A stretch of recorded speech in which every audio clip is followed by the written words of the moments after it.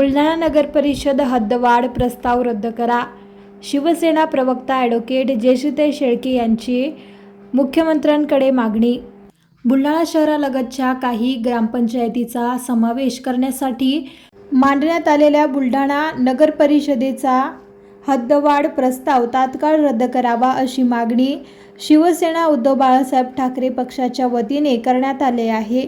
या संदर्भात पक्षाच्या प्रवक्त्या ॲडव्होकेट जयश्रीताई शेळके यांनी जिल्हाधिकारी यांच्या मार्फत राज्याचे मुख्यमंत्री देवेंद्र फडणवीस यांना निवेदन सादर केले आहे.